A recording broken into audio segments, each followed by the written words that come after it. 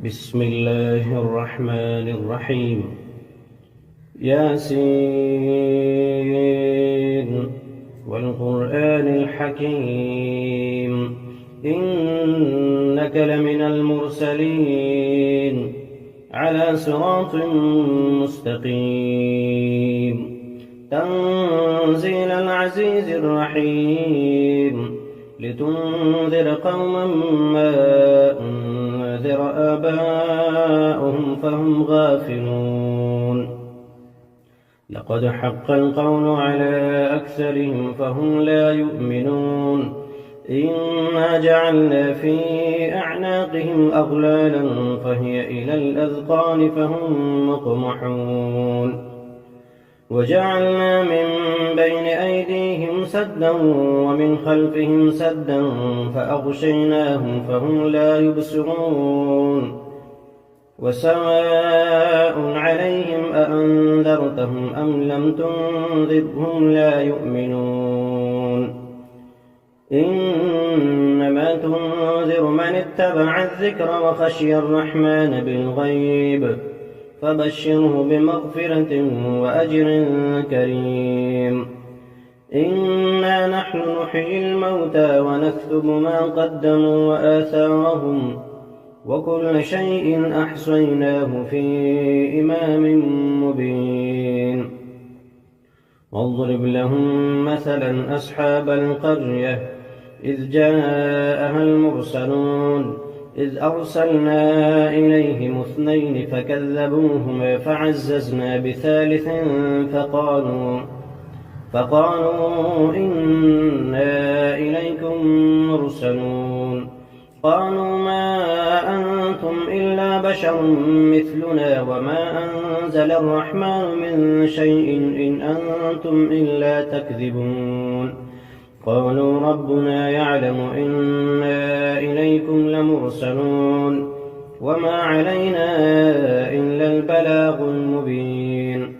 قالوا إنا تطيرنا بكم لئن لم تنتهوا لنرجمنكم وليمسنكم منا عذاب أليم قالوا طائركم معكم أئن ذكرتم بل أنتم قوم مسرفون وجاء من أقصى المدينة رجل يسعى قال يا قوم اتبعوا المرسلين اتبعوا من لا يسألكم أجرا وهم مهتدون وما لي لا أعبد الذي فطرني وإليه ترجعون أأتخذ من دونه آلهة إن يردني الرحمن بضر لا تغن عني شفاعتهم شيئا ولا ينقذون إني إذا لفي ضلال مبين إني آمنت بربكم فاسمعون قيل ادخل الجنة قال يا ليت قومي يعلمون بما غفر لي ربي وجعلني من المكرمين وما أنزلنا على قومه من بعده من جند من السماء وما كنا منزلين إن كانت إلا صيحة واحدة فإذا هم خامدون يا حسرة على العباد ما يأتيهم من رسول إلا كانوا به يستهزئون ألم يروا كم أهلكنا قبلهم من القرون أنهم إليهم لا يرجعون وإن كل لما جميع لدينا محضرون وآية لهم الأرض الميتة أحييناها وأخرجنا منها حبا فمنه يأكلون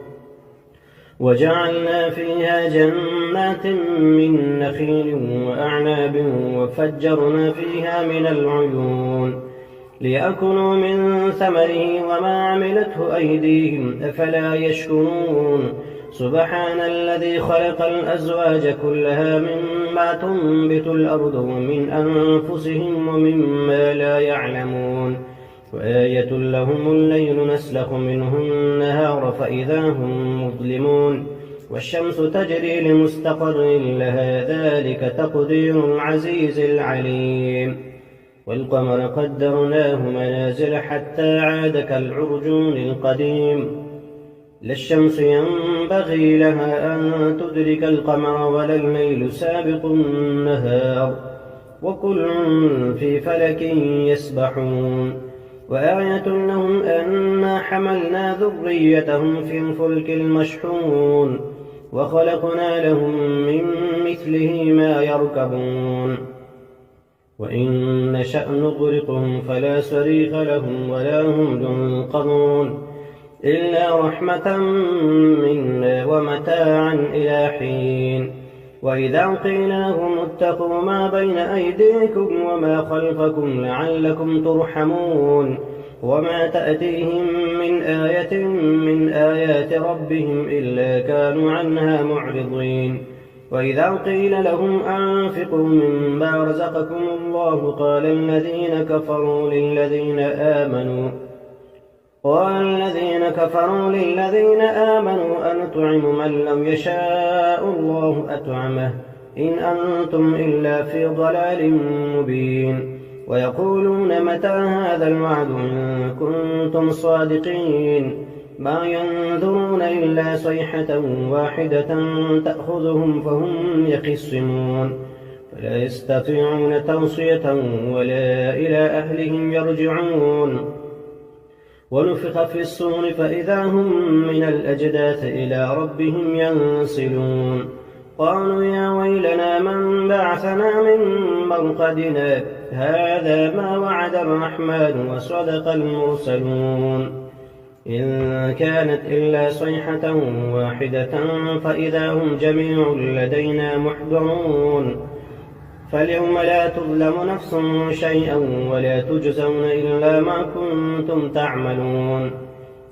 إن أصحاب الجنة اليوم في شغل فاكهون هم وأزواجهم في ظلال على الأرائك متكئون لهم فيها فاكهة ولهم ما يدعون سلام قولا من رب رحيم وامتازوا اليوم أيها المجرمون ألم أعهد إليكم يا بني آدم ألا تعبدوا الشيطان إنه لكم عدو مبين وأن اعبدوني هذا صراط مستقيم ولقد أضل منكم جبلا كثيرا أفلم تكونوا تعقلون هذه جهنم التي كنتم توعدون اصلوها اليوم بما كنتم تكفرون اليوم نختم على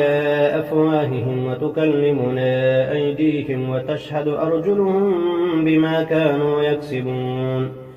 ولو نشاء لطمسنا على أعينهم فاستبقوا الصراط فأنى يبصرون ولو نشاء لمسخناهم على مكانتهم فما استطاعوا مضيا ولا يرجعون ومن نعمره ننكسه في الخلق أفلا يعقلون وما علمناه الشعر وما ينبغي له إن هو إلا ذكر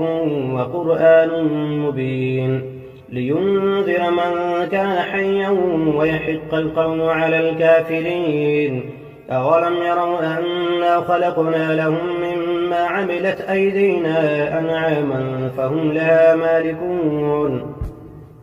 وذللناها لهم فمنها ركوبهم ومنها يأكلون ولهم فيها منافع ومشارب أفلا يشكرون واتخذوا من دون الله آلهة لعلهم ينصرون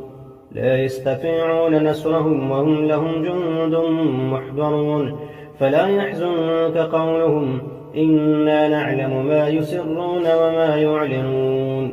أولم ير الإنسان أنا خلقناه من نطفة فإذا هو خصيم مبين وضرب لنا مثلا ونسي خلقه قال من يحيي العظام وهي رميم قل يحييها الذي أنشأها أول مرة وهو بكل خلق عليم الذي جعل لكم من الشجر الأخضر نارا فإذا أنتم منه توقدون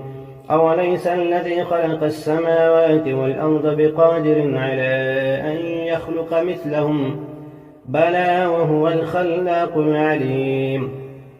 إنما أمره إذا أراد شيئا أن يقول له كن فيكون فسبحان الذي بيده ملكوت كل شيء وإليه ترجعون. بسم الله الرحمن الرحيم. الحمد لله الذي أنزل على عبده الكتاب ولم يجعل له عوجا قيما لينذر بأسا شديدا من لدنه ويبشر المؤمنين الذين يعملون الصالحات أن لهم أجرا حسنا ماكثين فيه أبدا وينذر الذين قالوا اتخذ الله ولدا ما لهم به من علم ولا لآبائهم كبرت كلمة تخرج من أفواههم إن يقولون إلا كذبا فلعلك باخع نفسك على آثارهم إن لم يؤمنوا بهذا الحديث أسفا إنا جعلنا ما على الأرض زينة لها لنبلوهم أيهم أحسن عملا وإنا لجاعلون ما عليها صعيدا جرزا أم حسبت أن أصحاب الكهف والرقيم كانوا من آياتنا عجبا إذ أوى الفتية إلى الكهف فقالوا ربنا آتنا من لدنك رحمة وهيئ لنا من أمرنا رشدا فضربنا على آذانهم في الكهف سنين عددا ثم بعثناهم لنعلم أي الحزبين أحصى لما لبثوا أمدا نحن نقص عليك نبأهم بالحق إنهم فتية آمنوا بربهم وزدناهم هدى وربطنا على قلوبهم إذ قاموا فقالوا ربنا رب السماوات والأرض لن ندعو من دونه إلها لقد قلنا إذا شططا هؤلاء قوم اتخذوا من دونه آلهة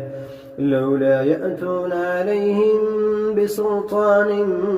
بين فمن أظلم ممن افترى على الله كذبا وإذ اعتزلتموهم وما يعبدون إلا الله فأووا إلى الكهف ينشر لكم ربكم من رحمته ويهيئ لكم من أمركم مرفقا وترى الشمس إذا طلعت تزاور عن كهفهم ذات اليمين وإذا غربت تقرضهم ذات الشمال وهم في فجوة منه ذلك من آيات الله من يهد الله فهو المهتد ومن يضلل فلن تجد له وليا مرشدا وتحسبهم أيقاظا وهم رقود ونقلبهم ذات اليمين وذات الشمال وكلبهم باسط ذراعيه بالوصيد لو اطلعت عليهم لوليت منهم فرارا ولملئت منهم رعبا وكذلك بعثناهم ليتساءلوا بينهم قال قائل منهم كم لبثتم قالوا لبثنا يوما أو بعض يوم قالوا ربكم أعلم بما لبثتم فابعثوا أحدكم بورقكم هذه إلى المدينة فلينظر أيها أزكى طعاما فليأتكم برزق منه وليتلطف ولا يشعرن بكم أحدا إنهم إن يظهروا عليكم يرجموكم أو يعيدوكم في ملتهم ولن تفلحوا إذا أبدا وكذلك أعثرنا عليهم ليعلموا أن وعد الله حق وأن الساعة لا ريب فيها إذ يتنازعون بينهم أمرهم فقالوا بنوا عليهم بنيانا ربهم أعلم بهم قال الذين غلبوا على أمرهم لنتخذن عليهم مسجدا سيقولون 3 رابعهم كلبهم ويقولون 5 سادسهم كلبهم رجما بالغيب ويقولون 7 وثامنهم كلبهم قل ربي أعلم بعدتهم ما يعلمهم إلا قليل فلا تمار فيهم إلا مراء ظاهرا ولا تستفت فيهم منهم أحدا ولا تقولن لشيء إني فاعل ذلك غدا إلا أن يشاء الله واذكر ربك إذا نسيت وقل عسى أن يهديني ربي لأقرب من هذا رشدا ولبثوا في كهفهم 300 سنين وازدادوا 9 قل الله أعلم بما لبثوا له غيب السماوات والأرض أبصر به وأسمع ما لهم من دونه من ولي ولا يشرك في حكمه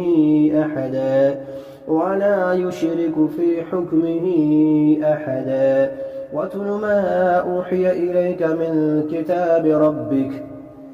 لا مبدل لكلماته ولن تجد من دونه ملتحدا واصبر نفسك مع الذين يدعون ربهم بالغداة والعشي يريدون وجهه ولا تعد عيناك عنهم تريد زينة الحياة الدنيا ولا تطع من أغفلنا قلبه عن ذكرنا واتبع هواه وكان أمره فرطا وقل الحق من ربكم فمن شاء فليؤمن ومن شاء فليكفر إنا أعتدنا للظالمين نارا أحاط بهم سرادقها وإن يستغيثوا يغاثوا بماء كالمهل يشوي الوجوه بئس الشراب وساءت مرتفقا إن الذين آمنوا وعملوا الصالحات إنا لا نضيع أجر من أحسن عملا أولئك لهم جنات عدن تجري من تحتهم الأنهار يحلون فيها من أسابر من ذهب ويلبسون ثيابا خضرا من سندس واستبرق متكئين فيها على الأرائك نعم الثواب وحسنت مرتفقا واضرب لهم مثلا رجلين جعلنا لأحدهما جنتين من أعناب وحففناهما بنخل وجعلنا بينهما زرعا كلتا الجنتين آتت أكلها ولم تظلم منه شيئا وفجرنا خلالهما نهرا وكان له ثمر فقال لصاحبه وهو يحاوره أنا أكثر منك مالا وأعز نفرا ودخل جنته وهو ظالم لنفسه قال ما أظن أن تبيد هذه أبدا وما أظن الساعة قائمة ولئن رددت إلى ربي لأجدن خيرا منها منقلبا قال له صاحبه وهو يحاوره أكفرت بالذي خلقك من تراب ثم من نطفة ثم سواك رجلا لكن هو الله ربي ولا أشرك بربي أحدا ولولا إذ دخلت جنتك قلت ما شاء الله لا قوة إلا بالله إن ترني أنا أقل منك مالا وولدا فعسى ربي أن يؤتيني خيرا من جنتك ويرسل عليها حسبانا من السماء فتصبح صعيدا زلقا أو يصبح ماؤها غورا فلن تستطيع له طلبا وأحيط بثمره فأصبح يقلب كفيه على ما أنفق فيها وهي خابية على عروشها ويقول يا ليتني لم أشرك بربي أحدا ولم تكن له فئة ينصرونه من دون الله وما كان منتصرا هنالك الولاية لله الحق هو خير ثوابا وخير عقبا واضرب لهم مثل الحياة الدنيا كماء إن أنزلناه من السماء فاختلط به نبات الأرض فأصبح هشيما تذروه الرياح وكان الله على كل شيء مقتدرا المال والبنون زينة الحياة الدنيا والباقيات الصالحات خير عند ربك ثوابا وخير أملا ويوم نسير الجبال وترى الأرض بارزة وحشرناهم فلم نغادر منهم أحدا وعرضوا على ربك صفا لقد جئتمونا كما خلقناكم أول مرة بل زعمتم أن لن نجعل لكم موعدا ووضع الكتاب فترى المجرمين مشفقين مما فيه ويقولون يا ويلتنا ما لهذا الكتاب لا يغادر صغيرة ولا كبيرة إلا أحصاها ووجدوا ما عملوا حاضرا ولا يظلم ربك أحدا وإذ قلنا للملائكة اسجدوا لآدم فسجدوا إلا إبليس كان من الجن ففسق عن أمر ربه أفتتخذونه وذريته أولياء من دوني وهم لكم عدو بئس للظالمين بدلا ما أشهدتم خلق السماوات والأرض ولا خلق أنفسهم وما كنت متخذ المضلين عضدا ويوم يقول نادوا شركائي الذين زعمتم فدعوهم ولم يستجيبوا لهم وجعلنا بينهم موبقا ورأى المجرمون النار فظنوا أنهم مواقعوها ولم يجدوا عنها مصرفا ولقد صرفنا في هذا القرآن للناس من كل مثل وكان الإنسان أكثر شيء جدلا وما منع الناس أن يؤمنوا إذ جاءهم الهدى ويستغفروا ربهم إلا أن تأتيهم سنة الأولين أو يأتيهم العذاب قبلا وما نرسل المرسلين إلا مبشرين ومنذرين ويجادل الذين كفروا بالباطل ليدحضوا به الحق واتخذوا آياتي وما أنذروا هزوا ومن أظلم ممن ذكر بآيات ربه فأعرض عنها ونسي ما قدمت يداه إنا جعلنا على قلوبهم أكنة أن يفقهوه وفي آذانهم وقرا وإن تدعهم إلى الهدى فلن يهتدوا إذا أبدا وربك الغفور ذو الرحمة لو يؤاخذهم بما كسبوا لعجل لهم العذاب بل لهم موعد لن يجدوا من دونه موئلا وتلك القرى أهلكناهم لما ظلموا وجعلنا لمهلكهم موعدا وإذ قال موسى لفتاه لا أبرح حتى أبلغ مجمع البحرين أو أمضي حقبا فلما بلغا مجمع بينهما نسيا حوتهما فاتخذ سبيله في البحر سربا فلما جاوزا قال لفتاه آتنا غداءنا لقد لقينا من سفرنا هذا نصبا قال أرأيت إذ أوينا إلى الصخرة فإني نسيت الحوت وما أنسانيه إلا الشيطان أن أذكره واتخذ سبيله في البحر عجبا قال ذلك ما كنا نبغي فارتد على آثارهما قصصا فوجدا عبدا من عبادنا آتيناه رحمة من عندنا وعلمناه من لدنا علما. قال له موسى هل أتبعك على أن تعلمني مما علمت رشدا؟ قال إنك لن تستطيع معي صبرا وكيف تصبر على ما لم تحط به خبرا؟ قال ستجدني إن شاء الله صابرا ولا أعصي لك أمرا. قال فإن اتبعتني فلا تسألني عن شيء حتى أحدث لك منه ذكرا. فانطلقا حتى إذا ركبا في السفينة خرقها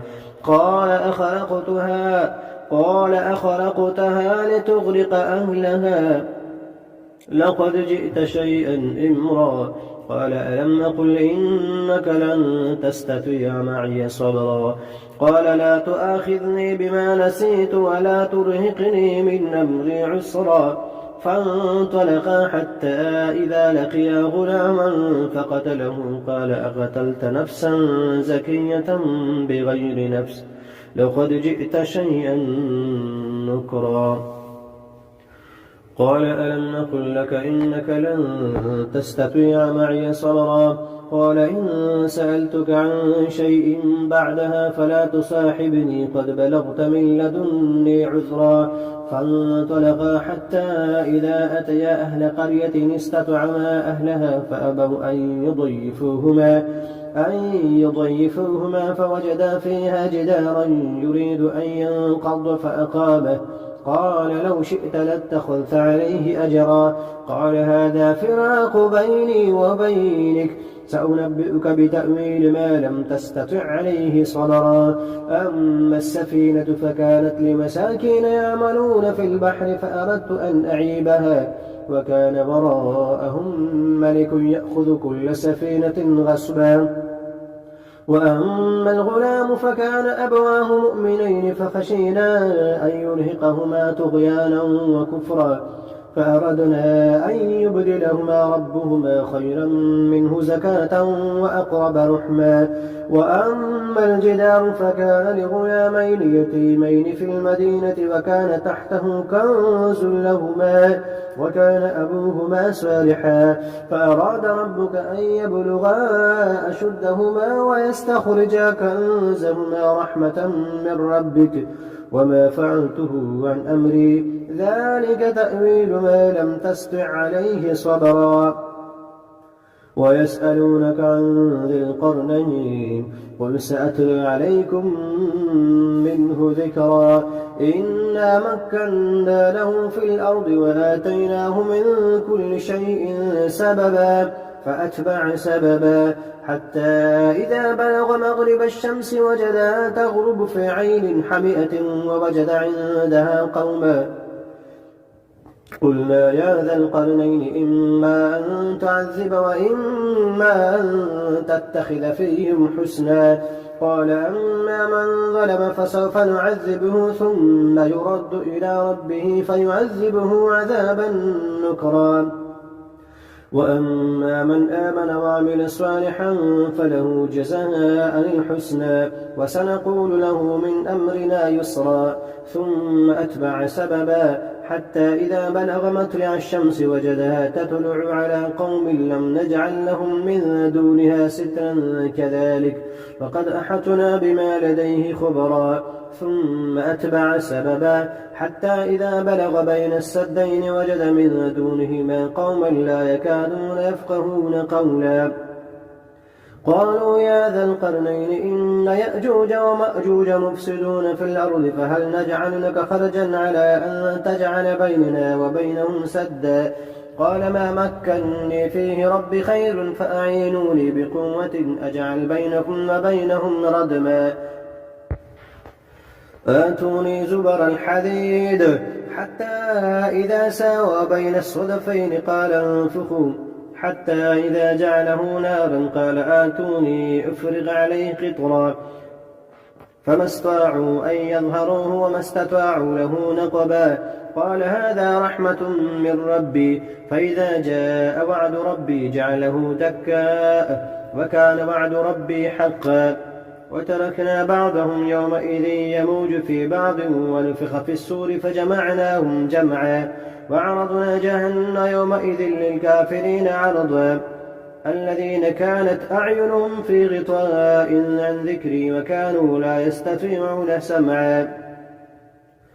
أفحسب الذين كفروا أن يتخذوا عبادي من دوني أولياء إنا أعتدنا للكافرين نزلا قل هل ننبئكم بالأخسرين أعمالا الذين ضل سعيهم في الحياة الدنيا وهم يحسبون أنهم يحسنون صنعا أولئك الذين كفروا بآيات ربهم ولقائه فحبطت أعمالهم فلا نقيم لهم يوم القيامة وزنا إن الذين آمنوا